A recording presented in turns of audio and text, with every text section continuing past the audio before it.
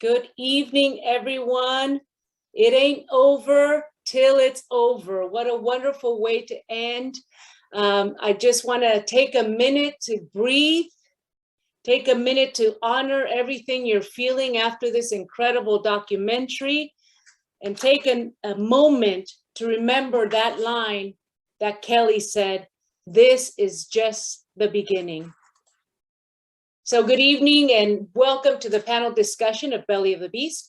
My name is Betty Valencia and I am the current president of H.I.R.E, Hub for Integration, Reentry, and Employment, and happy to be joining in this partnership with WTLC, Women's Transitional Living Centers, for tonight's very important panel discussion.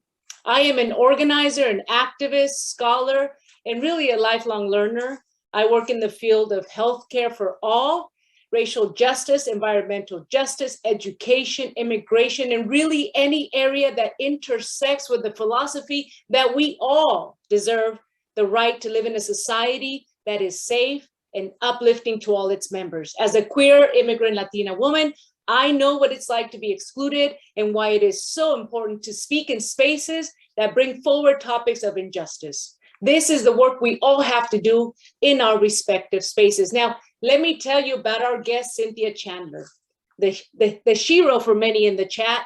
Cynthia Chandler has dedicated her life to achieving gender and racial justice while challenging violence in all its forms, including imprisonment. Cynthia is a founder, a coach, a life learner, social entrepreneur, activist, academic, and attorney, and I think my new best friend. In collaboration with HIV positive activism in prison, she co-founded an organization with women inside the prison to really tackle that problem. She co-founded Critical Resistance and Justice Now, early prison industrial complex abolitionist organization influencing the Black Lives Matter movement. As an attorney, her practice is equally innovative. When law doesn't allow relief for her clients, guess what? She changes the law. That's right. She helped create the compassionate release legal process through loopholes and representing terminally ill patients, and granted the first release of a patient in California. Her cases have become the case studies used to codify the process in California and later nationally. She uncovered California's coercive sterilization of women in prison through 2012 and led efforts to pass successful legislation to stop it. Cynthia maintains a legislative practice, contributing to key legislation aimed at shrinking imprisonment, abolishing it really. In all her work, she serves as an ally, a coach, supporting disenfranchised people in realizing their own solutions to freedom. Cynthia has received numerous awards for her innovative work, including California Women's Lawyers' prestigious Faye Standard Award, Women's Health Activist Network Top 30 Activists for Women's Health, Ford Foundation Leadership for Changing World Award, and California Law Business Attorney, to whom California can be most grateful. Cynthia received her JD from a little school called H.I.R.E, and she is a proud mother of 2 artists, scholars, and may I say, an amazing role model. Please welcome to this virtual space, Cynthia Chandler. Hi, thanks for having me. Welcome, welcome, Cynthia. We are so excited to see you here today. We have quite a bit of people on the Zoom tonight. I think we had a really good showing. People are showing interest in this documentary. I have seen it myself a few times, and every time it takes me back even more. So thank you for being with us tonight. And I just want to say, after graduating from Harvard, I think a lot of people would want to know, what moved you to this direction in your work? I certainly didn't have a lot of company in doing that. I always like to tell folks that Ted Cruz was in my graduating class. So he and I were in class together and we did not have much in common at all. He called me a whore the first 2 weeks of school. So that's like how we didn't get along, which I think is a compliment, showing how different I am from him.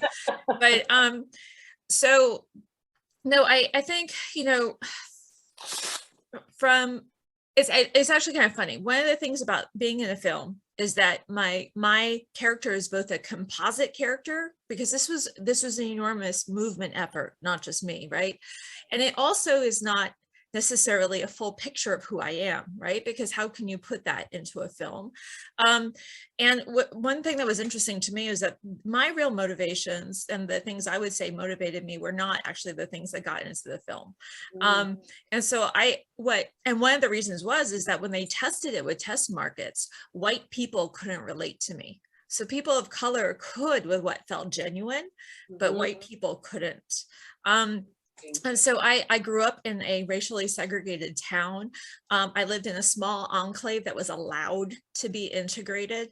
And because of that, my entire 4th grade class was rounded up into a scared straight program, because the elders in the town really thought that since schools were forced to be integrated, and my grade was one of the first grades to be integrated, that something crazy was going to happen in society. So they sent us to this maximum security youth facility when we were in 4th grade.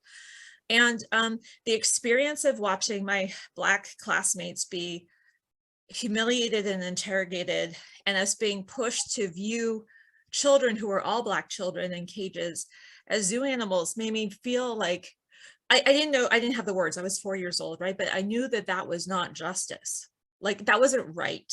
And when I went home and I complained to my parents, and I was like, how could this be?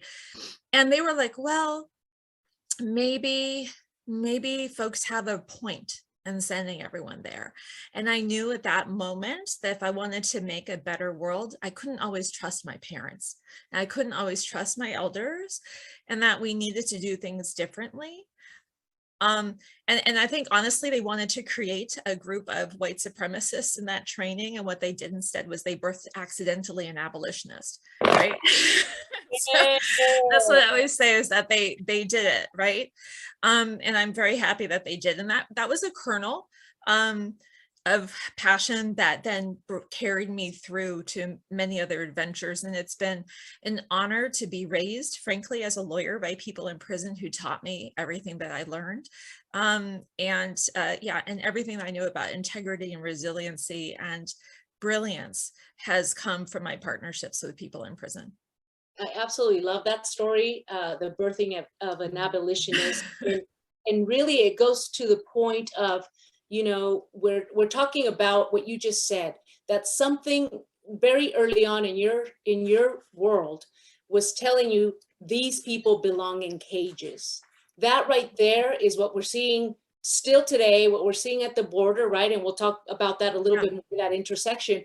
But that's really what I wanted to kind of start with, is this idea that is part of probably the majority of the problem, is when women first try and reach out for help, for example, from police, what is the immediate response for police? The documentary, we had a woman say, for white women, they are victims. For Black and brown women, what gang are you in? Tell us more about this intersection, right? This class racist philosophy that is actually perpetuating and increasing the population and funneling it into prisons. Sure. I mean, one of the reasons that I wanted to work with people in prison, in women's prisons specifically, was that the people in women's prisons are an incredibly important population, because on one hand, almost everyone in women's prisons has experienced horrific abuse and trauma and violence. And most often that abuse has never been acknowledged, right? There is no safety, there is no justice. And then when folks get into prison, that kind of violence is perpetuated. And again, who are you going to go to if the guard is violent, or if the state is who's abusing people? You can't find that safety and justice. And yet on the flip side, people in women's prisons are disproportionately imprisoned for crimes of survival and poverty offenses. And so they're a really important population to talk to, right, about what justice would actually look like. And so one of the things that didn't make it into the film is that, in tandem to our doing research with people inside about the sterilization abuse, was that we were interviewing hundreds and hundreds of people in women's prisons about what justice would actually be. And we used that to inform the reparations strategy for the sterilization abuse. And over again, the elements of what we actually need. One of the things was to actually stop violence when it happens, which doesn't happen now. Another thing was to acknowledge violence when it happens, which doesn't happen for the most vulnerable people. And part of what folks also felt was important was that there be a form of reparation that would at least symbolically help make people feel whole. It could never actually make people feel whole, but something significant and meaningful. And that's one of the reasons why in reparations for the sterilization abuse, we pushed for there to be public monuments erected throughout California, telling people about the history of eugenics and that the loss of that knowledge is why this new contemporary abuse happened. And then finally, folks over and over again talked about the need for atonement, the need for people when they have done harm to actually be able to atone for the harm that's been done, and the need for that to be part of what's needed to bring communities back together. And so we felt that that getting monetary reparations was key to force the state to actually atone at some level, on some symbolic level, for the harms that they did. And anyway, but that framework came from people in prison. It did not come from people outside. That's incredible. And that's really where it needs to come from. Yeah. And I want to just read early on, Megan, the founder of H.I.R.E, noted that in 1980, there have been an increase of incarceration at an alarming rate of 750% increase for women, twice as much as men. And Erica Cohn, your producer director, I need to read this word for word because this is impressive. She clearly said that in her reviewing of this documentary, when they asked her, she said, we are witnessing a population control. We're witnessing population control and systemic racism through policing, imprisonment, the immigration detention system, and lack of access to healthcare. Now, this goes to exactly what you just mentioned, and let's just go right into this history of eugenics in the United States that may have gone underground, but it has never gone away. Never. And what we know here with the new Jim Crow, this is a way to keep that number rising up, in addition to the states that are pushing to control or criminalize birth control and abortions. That should have us all very alarmed in what this means to this population and what it means to what is happening in terms of eugenics. Tell us more. You know what you're. I mean, to take it up one even more level, maybe. Like I like to think. I'd like to remind people, not because I enjoy it, but because I think it's important, that the rise in fascism has almost always been accompanied by a rise in eugenics, because eugenics is a form of genocide.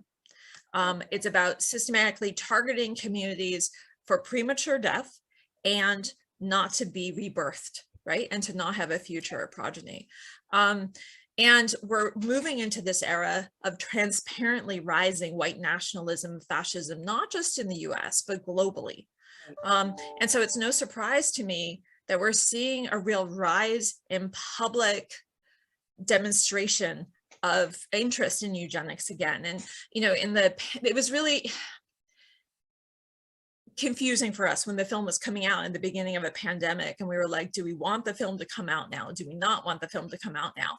And almost immediately we started seeing quotes in the press from legislators basically asking elders and medically vulnerable people to sacrifice themselves to the pandemic for the sake of the economy, which is fundamentally the intersection of fascism and eugenics. And we were like, no, our film has to come out now because we have to show people what this means, what the extension of eugenics is. And actually all of our work on this, that we stumbled in a way upon the sterilization abuse issue. What we started off wanting to document was how imprisonment itself functions as a form of genocide and eugenics, that caging women for longer and longer sentences, starting at younger and younger ages for their entire reproductive years, ensures that communities that are targeted for imprisonment don't have a future, right? And that was what folks started off wanting to show, is that basically prisons were like a form of institutional forced contraceptive. And we started there and then started showing more and more ways that this eugenic tendency was happening. That's incredible. And I don't think that people make that connection, right? So out of sight, out of mind. And this is a population, this is an issue that intersects with a lot of people on this call that I know, a lot of people that I don't know, the work that we're doing, the activism that we're doing, the healthcare for all, the immigration justice, the social, everything is intersecting right here. And that is such a powerful statement when you mention incarcerating people at this rate is definitely a form of eugenics. It is ensuring that they don't have a future. We heard Kelly say, don't I get a happy ending? Can I hope? Can I Right. hope? That one just, you know, for a lot of communities of color, we don't have hope. We don't Yeah. have access. We don't have healthcare. We don't, you know, we rely on these methods, alternative methods to survive. So can't we have hope? And that's really what I'm getting from this film. It is tragic. The outcome was tragic, but I think, as Kelly has mentioned in previous panels, is what would have happened if you won that case? What would have happened if you won that case, and what happened when you didn't? Yeah, you know what's interesting is that Kelly's talked to me a lot about, I mean, because Kelly and I have become family. Like, we've been in each other's lives for over 20 years now. Um, and really in each other's lives more than we wanted to, I think. Um, you know, there's been many times where, you know, I think she and I both have sort of a spiritual belief and sort of the universe pointing us towards things that must happen. And we both have this sense that it's not helpful to say why did something happen? And on the other hand, one can't kind of help but do that sometimes, right? When one's in a space of harm or hurting. And at some point, actually through talking about this film and it coming out, you know, Kelly started talking about the fact that had she won that case, had that actually gone the way that she originally thought it would go and that she would find justice, she actually wouldn't have had this next chapter in her life of finding her own voice and finding her activism. And now, you know, she's now not only hoped things, but she's become that. She's now an expert on the intersection between domestic violence and gang violence. She's a sought after leader in that field nationally. She's a health commissioner in Los Angeles. And I hoped when this film was being made, because I was like, how in the world is Erica going to make a film about such a bleak subject? like who's going to want to watch this? My hope all along was that somehow she would be able to show the audience that what we knew was true, which is that if we all band together and we persevere and we just don't quit, we all have the power to make change. And we all can hope and we can make things happen together. And I think she did it. Like, when I finally saw the final version of the film, I was like, Absolutely. yeah, she did it, right? So I do hope that this film gives folks affirmation that there is in fact hope, right?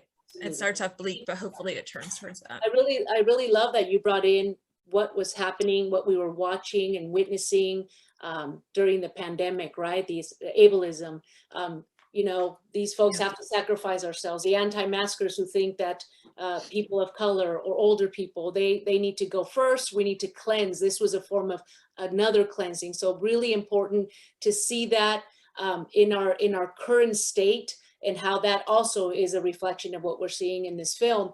But I do remind people, please put your questions on the chat.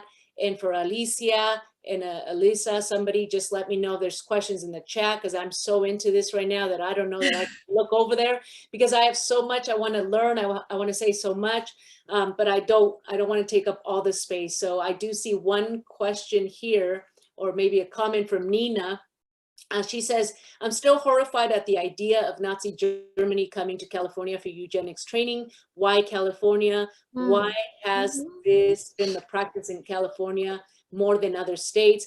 If you don't know this history, Cynthia's just going to lay it down right now for you. Yeah, so, you know, this was a big question for me too. How could it be that California, which has this brand, whether it's true or not, this sort of brand of being this like bastion of liberalism and free living, how could it be that, and so progressive, how could it be that in this state we heralded in eugenics, we heralded in mass imprisonment, and when most states across the country were starting to look at prison reform and sentencing reform, California held fast, right, and was still building and building prisons. And so what was making us so reactionary, or like backward, retrograde, I guess is what I was thinking.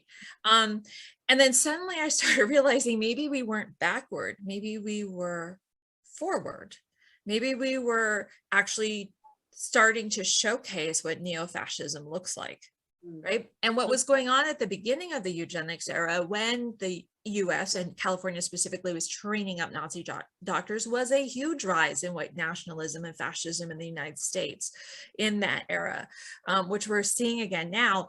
And one of the things that's interesting about a common belief structure between neo-fascism and neoliberalism is the prominence of, and sort of the worshiping of the economy over humanity, right? And the fusion of capitalism with the state are two fundamental elements of both. It's a fundamental element of both fascism and also neoliberalism. And so suddenly I was like, oh, like, no wonder this is happening here, where the rise of neoliberalism combined with this influx of white nationalism that's starting to filter around. And it kind of makes sense that we would prioritize corporate needs over everything. And so you could have that comment by that nurse at the end of the movie where she's like, well, the doctor's got a point, it would save money. And it would save money if we just let everyone die quickly. I mean, that's what would save money the fastest. That's the ultimate eugenic solution, right? Yeah. And so I think that it is an incredibly important question to say, why California? How did this happen? How has it been so hard to stop it here? I mean, we actually, we just won reparations, I should say, for people in California. We passed that this year, but to get it passed, we brought in Trumpian Republicans from the Deep South who were in support of reparations for historic eugenics to teach the liberals in California, the liberal legislators, about the importance of reparations for eugenics, right? Wow. So we have this closed screening of Belly of the Beast for a bipartisan discussion where we had Trumpian Republicans combined with the most liberal feminist legislators in California talking about the need together, about the need for reparations. And California is so backwards that we were more backwards than the Trumpian Republicans from the Deep South, right? That's blowing my mind right now. I just want to see that. I want to be there. I want to listen. They wouldn't let us record it, which makes me so sad. I can believe that. That would have been a bestseller. But that really goes to a lot of this political divide that we're seeing, where we say, well, these folks are against it, these folks are for it. And we don't know what we don't know, because we assume that in California, as you said, we are just like living large, or we love everyone, and that we're ahead of the game. And I think that's what, that's the intent, right, of having that image, so that nobody asks questions, nobody expects more. And you can say, well, California is usually ahead of the game, so we're good. And that's not the case. What we're seeing now after this case is that other states have not passed any kind of criminalization for this forced sterilizations in the prison systems. Tell us more about that work.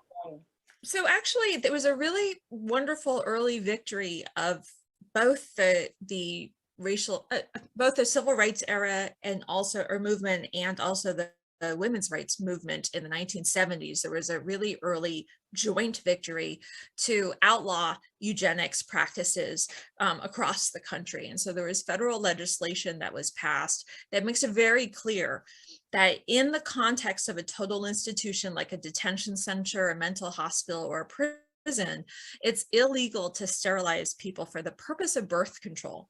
And the reason is that in that kind of total institution, everything you do, every choice you make is controlled by threat of force. And so no choice is actually really pure, right? Because you're in an environment where you're always having to worry, like, am I going to say the right choice for the people who are controlling me by threat of force? Right. And so it's problematic to offer medical care that is not really essential, right? Because in that environment, because obviously, if people are going to make an impure consent to medical treatment and their life is at the line, well, you say, okay, impure consent versus death, we'll let the impure consent go. But if you're talking about asking someone to permanently give up a fundamental human right, like the right to family and the right to have children, in a coercive environment, that is not an appropriate place to do it, right? So we have these laws.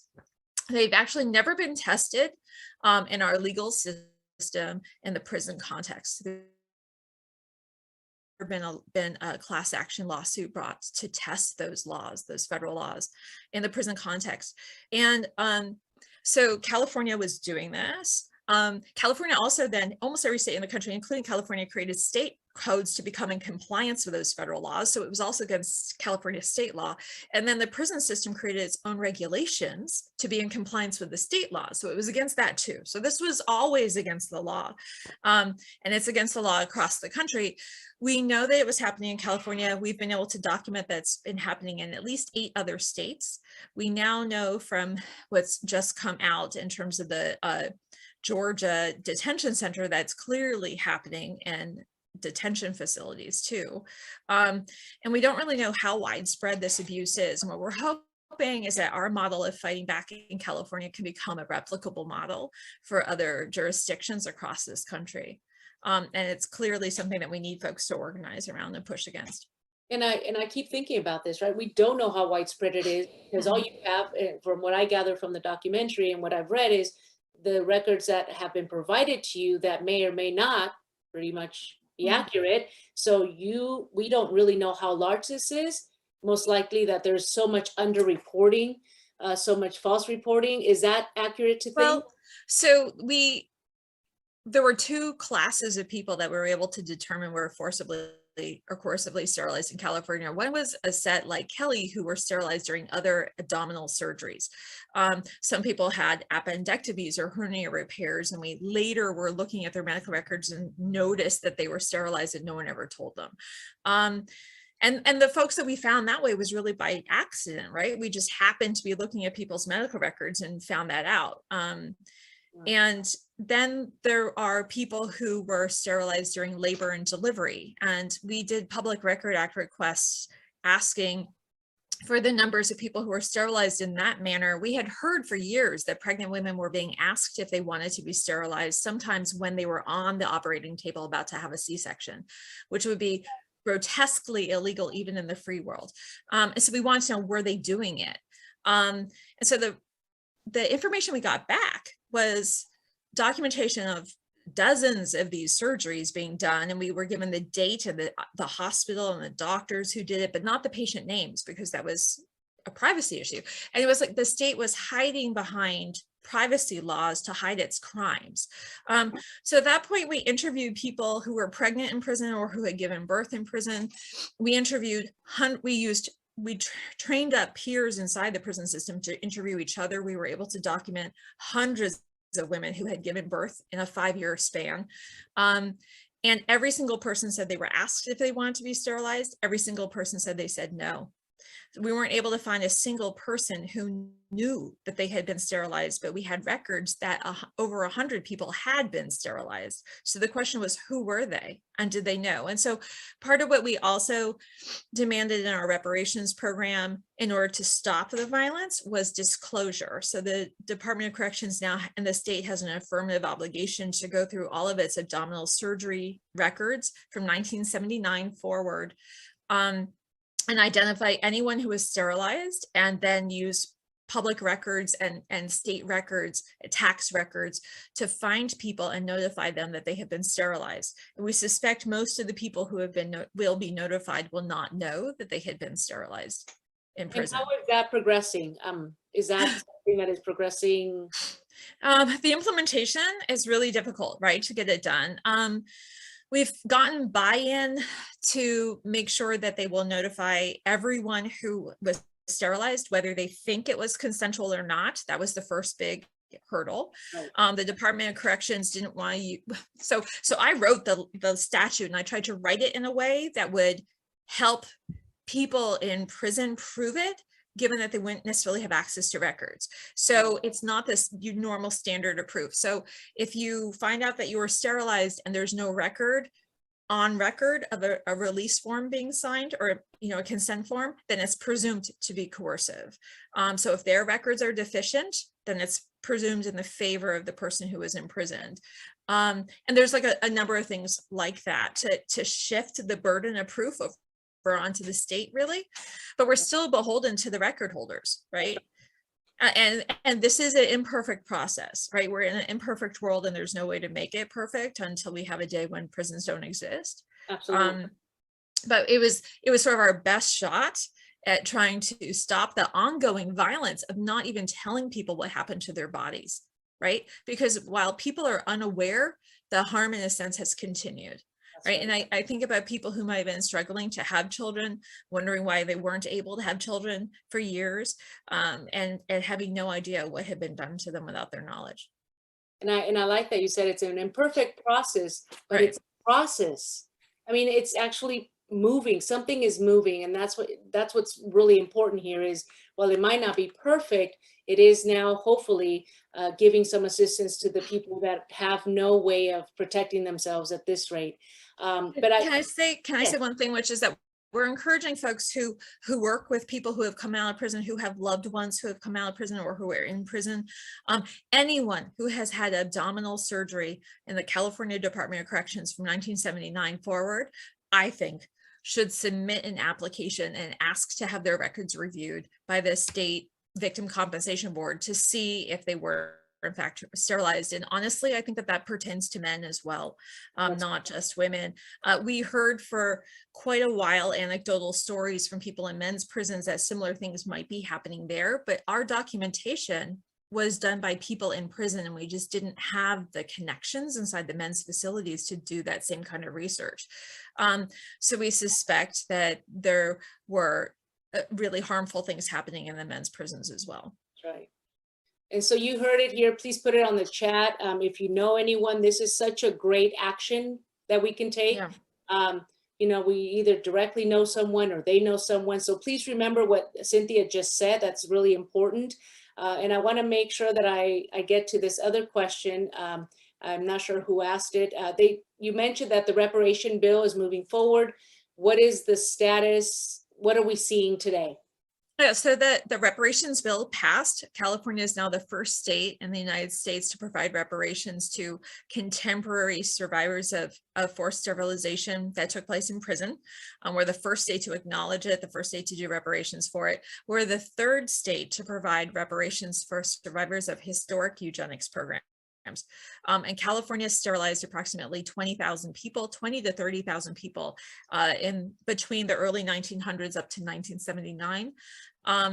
Of those people, we think only about 300 of them are still alive because they all have aged so much.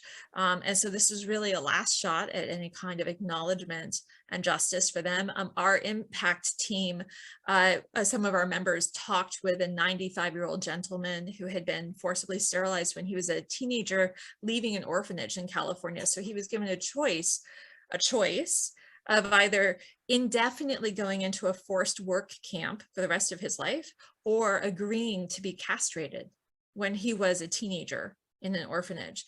And when he was told that there was finally the ability to get reparations and that there had been a public apology issued, he broke down and cried and was like, I didn't think I would ever see the day, right? And he's now in his 90s. So this is, you know, it was a long time coming. And again, we're hoping that this will be replicated across the country. That's amazing. And now I want to talk about, you know, we are talking about the prison systems. Let's shift over to ICE facilities. You know, everybody was up in arms. It's so difficult that people start to forget what we're seeing just because it's not on the news all the time. But we know that it's happening in those facilities as well. Do you have any connection, any advocacy there in that, Sure. in that space? I mean, we've been teaming up and sharing knowledge with folks who are doing that work, as well as people who are looking at the coercive sterilization of indigenous communities in the United States as well.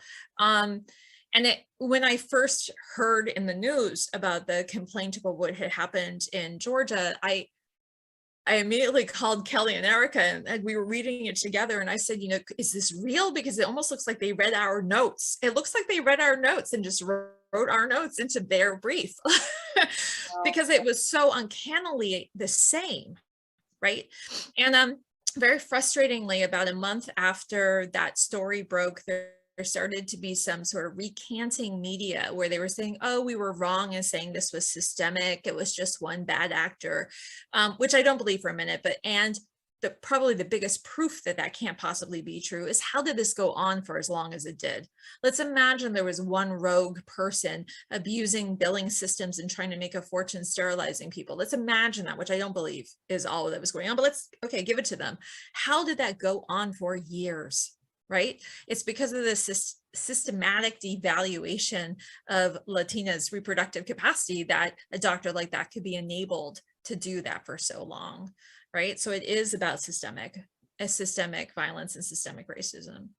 And I do appreciate that there is connection to that work of the women in ICE detention facilities that people have forgotten about even more so. So really, really makes my heart feel a little bit easier knowing that there are advocates like you out there and others looking out for them as well.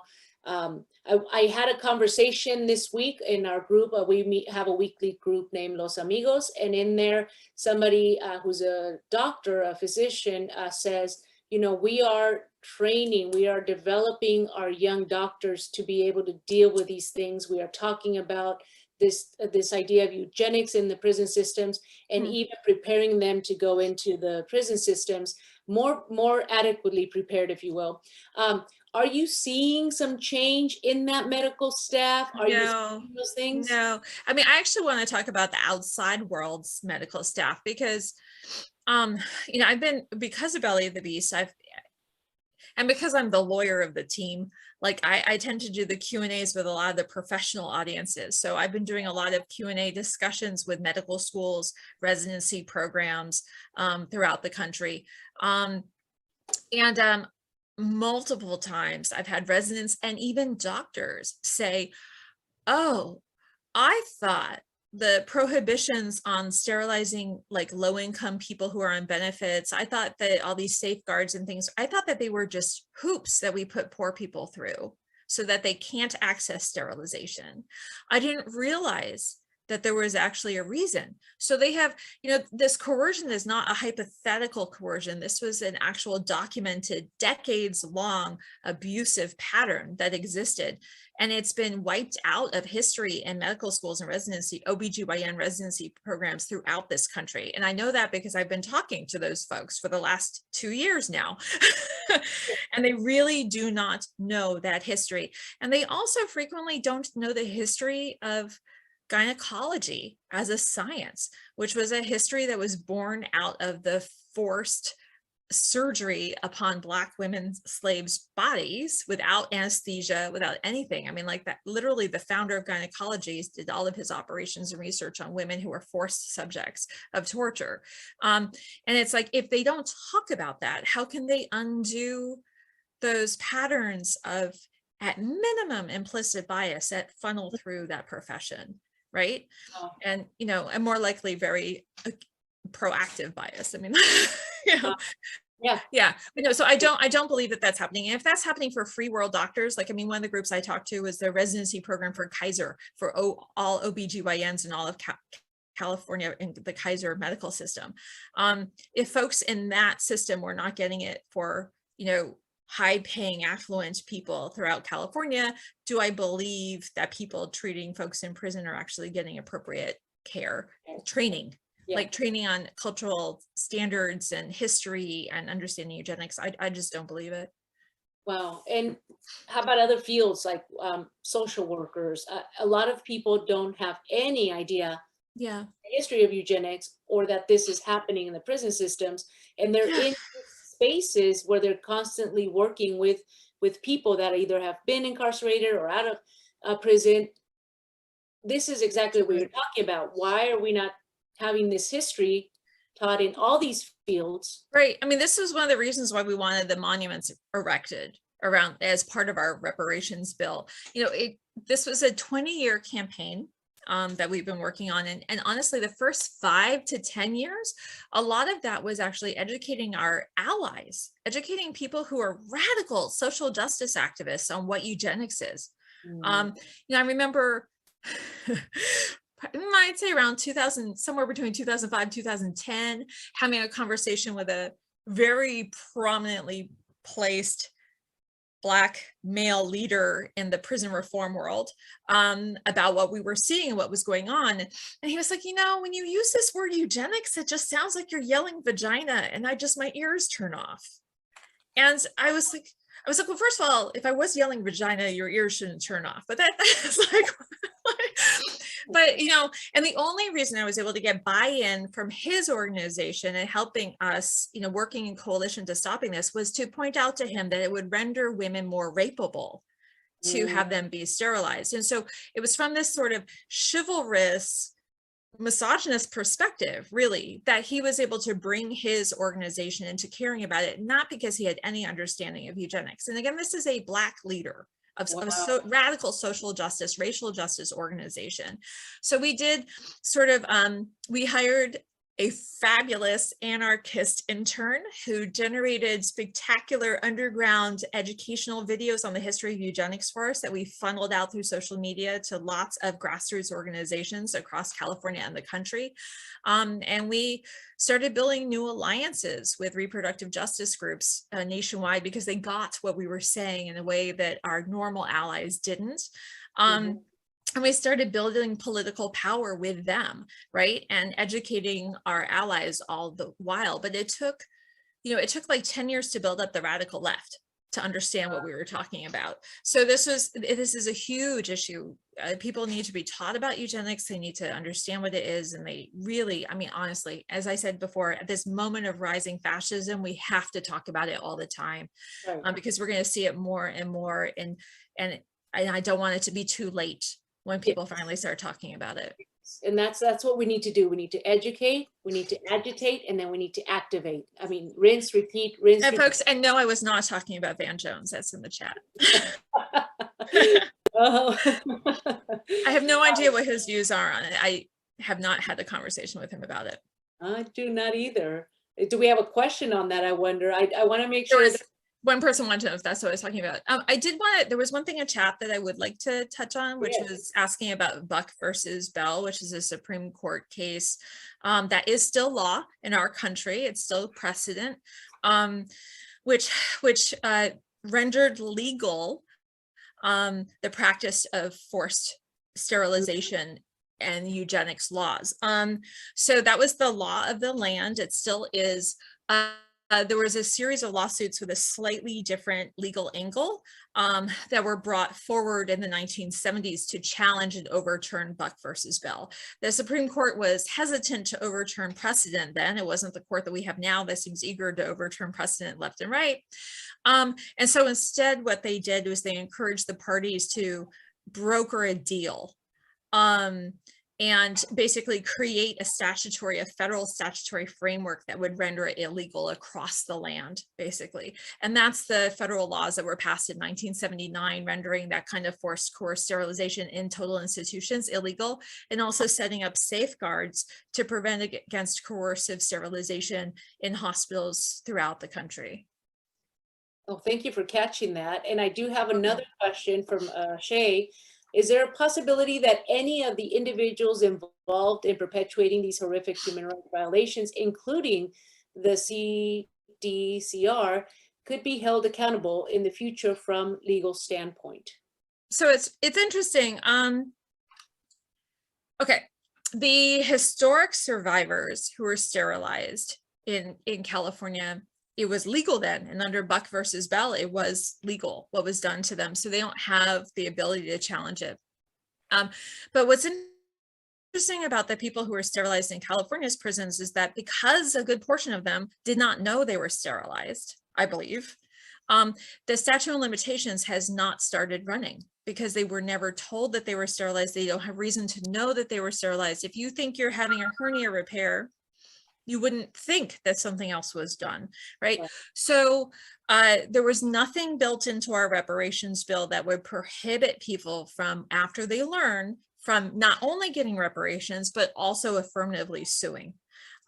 So people could do that. We also recognized that our legal system is extremely inaccessible by the average person.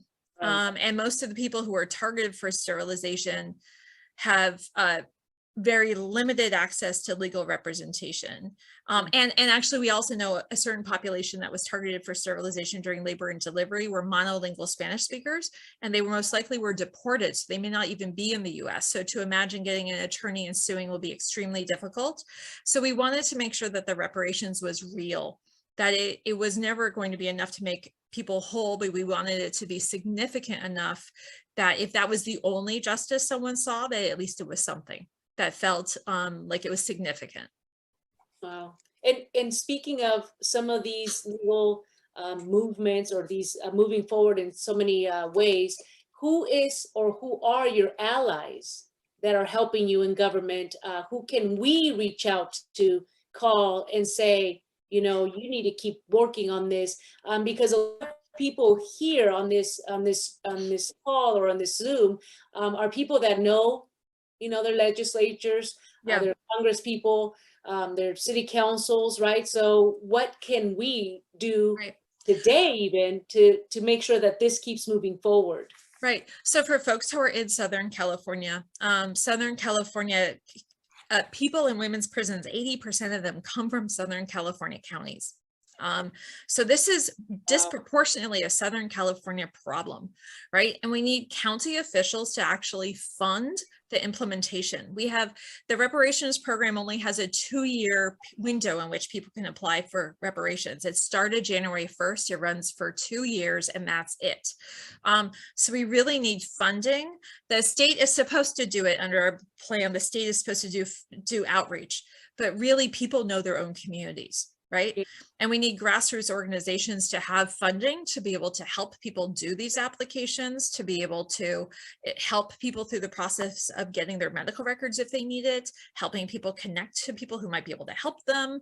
And right now we don't have resources for people to do that work. So if you know folks on the county level in public health departments or city councils or county like boards of supervisors folks, we really it would be great to get funds going to community organizations to really be able to support the implementation for a 2-year window. And I know a lot of people on this Zoom do know their board of supervisors, city council. So we're giving you some homework. I know who you are. I'll get this chat and I'll call on you. But this is really what's important, right? We think we watch a documentary like this. We say, oh my goodness, this is such a huge problem. And then we feel like we can't do anything about it. And this is, folks, the call to action. This is the second chance for us to say, I didn't do something earlier. This is your second chance to do something now. So I want to make sure. Can I add one thing? Like that's this. One of the things that's been amazing about audiences like all of you is when we started this, when this film debuted at the beginning of the pandemic, if someone had told me even just then, this is 2.5 years ago, 2 years ago, if someone had told me then that we would actually win reparations, I would have thought that they were a little wacky. And it was because of audience members of this film that we were able to get like over 40,000 signatures on a petition demanding that the state take it seriously. It was the only reason we were able to get our bill, which had died 3 years in a row, back in front of the California legislature. As I said, it was the only way we were able to get right-wing Trumpians to come to California and shame our legislators into passing this. You know, and so it was really this Erica's gift of being a filmmaker and helping us with this vehicle for reaching people, and then audiences' willingness to do things. And so seriously, if you know loved ones, help them do, who need to, help them do applications. If you know of a community group that might know people, if there's a church, if there's a health center, whatever there is, like let people know about this program, and let's make sure that people actually can avail themselves of it so that we can show it can really happen, right? And be a real remedy. Absolutely. And you are actually in a room full of activists, people that get it. So that's the beauty of this group. You know, we do a lot of community work, and we just need to really bring these issues because they are so intersectional. Just because we're not talking about it doesn't mean it's not happening in our neighborhood. So we all know that, we get it. And this is a call to action for all of us. And then I just want to know in really, what can we hope in the future? And I think I know what you're going to say. To solve this problem, what do we need to do? You know, one of the things I hoped that this film would do is that, well, so I think more and more people are starting to realize how racism and gender oppression impact criminalization and impact policing, but we haven't really started to talk about how they impact all of our institutions, including the family, Mm, right? And yes, hopefully this issue brings that home, right? And yeah. I think what I hope is that from this film is that people start to talk about and see the systemic nature of white supremacy as well as gender oppression, and see how it infiltrates everything, and then really start opening their eyes and thinking about how they want to do things differently, right? And I think that change happens in an infinite number of ways all around us with people just doing what they can do, right? We all don't have to be doing the same thing. We just need to put one foot forward and we need to do something. And so, my sort of mode of being in life has to always kind of like look around and see where I can do something. And it Mm. might not be everything, but it's something. And so that's where my challenge to everyone is just to, keep putting up the good fight, keep putting one foot forward and calling out things when you see it, and trying to shift your own behavior when you start learning more, and just in building equality into our world whenever at time. And honestly, like, I think, like, I don't know how old you are. I'm in my 50s. Like, in my lifetime, I've seen some pretty significant changes. Like, I grew up in this segregated town. Like, it's a different place. My mother was the first woman who was allowed to get a PhD in physics from a university in the Midwest where she was. And she went to back to school when I went to kindergarten. So I watched her go through school. And there had been a woman before her, but she killed herself because the harassment in her educational program was so significant. So when I think about, and the shit my mother dealt with was crazy. But anyway, when I look back and think about what conditions were like, even just in my childhood and now, I can see that change happen. And sometimes I think that it was miraculous, but it was not a miracle. It was because people did things to change it, right? And they just bonded together and made allies and worked with people they didn't know and didn't really like, and just kept focusing on that mission. And so I just believe we can all make change. That's Absolutely. just how I live my life. And speaking of your life, in the documentary, there was one part where you really talk about this is all of this sacrifice, right? We see people like you and how much you give, and how much you're sacrificing as well. And early on, you told us why that was the case, because early on you had that impact to do something, say something, and to change the world. But we want to know, at least I do, I say we, help me out here, folks. I want to know, how are you built to be able to do this? Because I know from the work I do and a lot of people here, and you just said it, the woman that killed herself because of the harassment, Yeah. that hasn't changed. That's still going on. You have candidates trying to run and talk about abolishing ICE, abolishing the prison system, and there's death threats and things like that. So we know that women still suffer consequences Oh for this yeah. kind of work. So Oh how yeah. are you? How do you do it? I How do you do that one foot in front of the other thing? eat a lot of chocolate. Okay. My wife will love that. Laura, if you're listening, she eats a lot of chocolate. So Laura loves the Um, chocolate.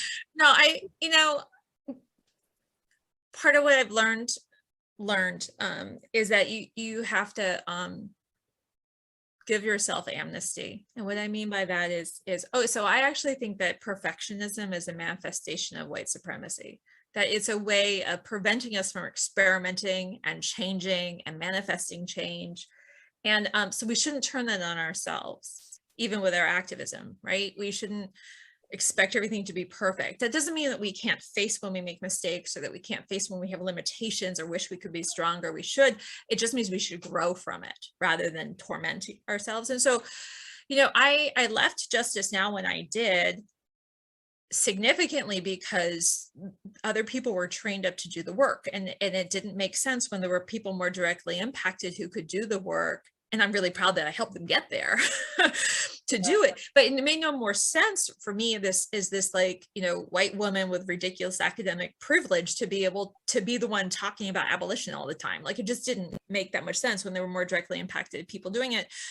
And the other part of the reason I left was I couldn't rebuild all those connections. Of the original 20 activist founders of Justice Now's board, all of them have now died, Wow. right?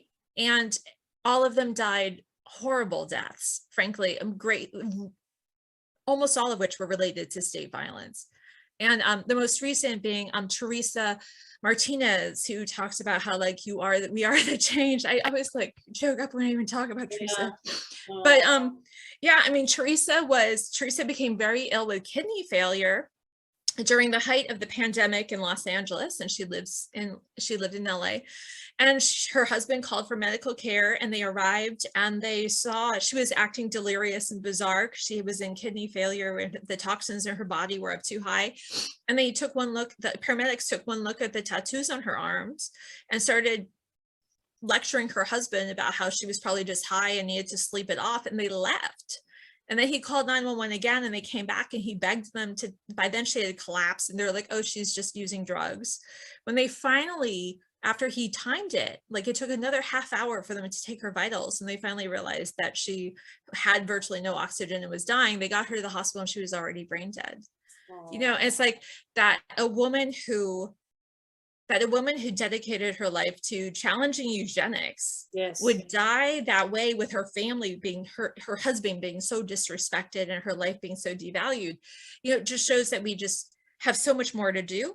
But it also is like, you know, I mean, I couldn't do shit for a while after that. And that's okay, right? But so I think, anyway, yeah, I think it's just a combination of doing what you can when you can, allowing yourself to replenish. And then we also have to start building our own institutions and building them differently, right? It is not self-care to work in a toxic environment and be like, I'm going to go jogging and that's how I'm going to take care of it, right? That's not actually making change. We have to start building our own families. We have to start building our own schools. We have to start building our own institutions of workplaces where we can infuse them with healthier cultures and treat each other well. I want to say that I wrote Teresa's quote, "We are the change," because I was like, that's right. You know, when I heard her say that, we are the change. What do you mean we can't change it? We are the change.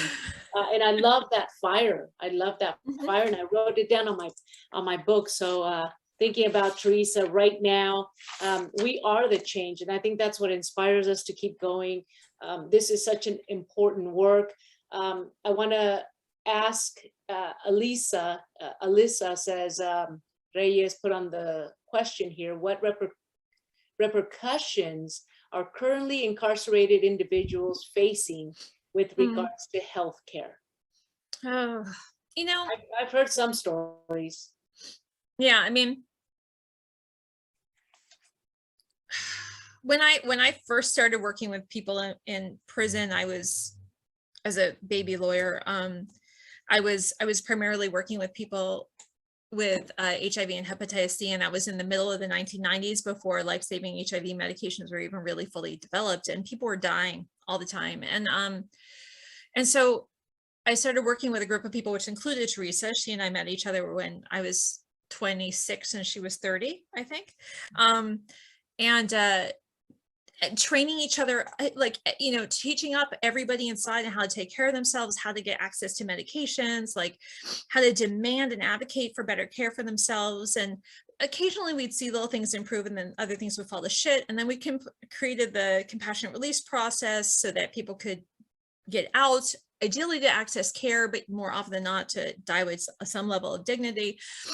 But then, and it felt really amazing, but then we started seeing the reappropriation of the language we use to justify the building of locked skilled nursing facility prisons, and elder prisons, and hospice prisons, which would justify prison expansion, right? Because like you take all the ill people, move them over here, and then you build an institution for them. It gives you all these extra infill beds. And so really quickly, within like a 5-year period, we saw how our work, which had felt miraculous, had led to the caging and premature death of tens of thousands of more people.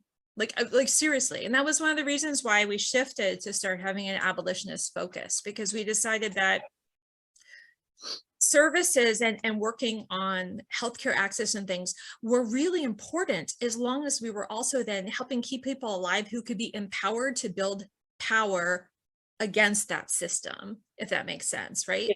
So our goals really shifted from trying to do the most services for the most people to trying to do services for people who wanted to actually be part of that broader systemic change.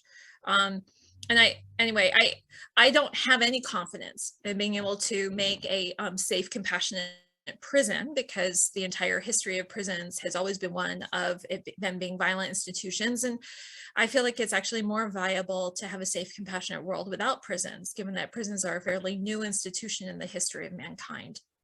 That's right. So that's, but anyway, and then the short of it, I mean, folks talk about like, it is so important if you are going to do work with folks inside, which I think is very important. Obviously, I've done a lot of it myself. The question, the litmus test I would always ask is, am I helping build up people, or am I building up the institution? And if I'm helping build up the people and giving people the tools to help themselves and their peers, then I am building up the people. If I'm funneling resources into the institution, that's no different in my mind than asking a slaveholder to take a bunch of money to take care of their slaves and keep them alive until abolition. Like, I would much rather invest the resources in people funneling information underground and keeping the slaves alive. Exactly. I mean, absolutely. And I think that is absolutely what we need to be talking about. We can't be afraid to use the words. We can't be afraid to bring up these topics in our discussions, in our groups. Many of you meet weekly, monthly, whatever you do, you're doing this justice work.